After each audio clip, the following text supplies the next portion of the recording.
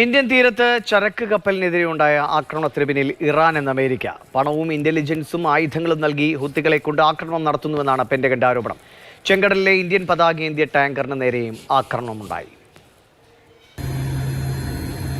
ഇന്നലെ രാവിലെ ഗുജറാത്തിലെ വെരാവലിൽ നിന്ന് 200 നോട്ടിക്കൽ മൈൽ ദൂരത്താണ് ജാപ്പനീസ് ചരക്കുകപ്പൽ ചെം പ്ലൂട്ടോയ്ക്ക് നേരെ ഡ്രോൺ ആക്രമണമുണ്ടായത്. കപ്പലിന് തീപിടിച്ചെങ്കിലും പെട്ടെന്ന് തന്നെ തീയണയ്ക്കാൻ സാധിച്ചത് വലിയ ദുരന്തമാണ് ഒഴിവാക്കിയത്. കോസ്റ്റ് ഗാർഡിന്റെയും നാവികസേനയുടെയും ഇടപെടൽ മൂലം കപ്പലിലുണ്ടായിരുന്ന 20 ഇന്ത്യക്കാർ ഉൾപ്പെടെ 24 ജീവനക്കാരെയും പരിക്കേൽക്കാതെ രക്ഷിക്കാൻ സാധിച്ചു. ആക്രമണത്തിന് പിന്നിൽ ഇറാനാണെന്ന ആരോപണവുമായി എത്തിയിരിക്കുകയാണ് അമേരിക്ക.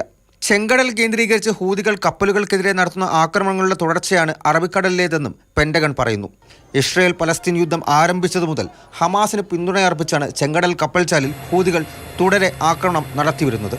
എന്നാൽ ആരോപണങ്ങൾ നിഷേധിച്ച് ഇറാൻ രംഗത്തെത്തിയിട്ടുണ്ട്. അമേരിക്കയുടെ ആരോപണങ്ങൾ തള്ളിയ വിദേശകാര്യ ഡെപ്യൂട്ടി അലി ബഘേരി ഹൂതികളെ ഇറാന്റെ ആഭ്യന്തര കാര്യവുമായി ബന്ധിപ്പിക്കരുത് എന്ന് വ്യക്തമാക്കി.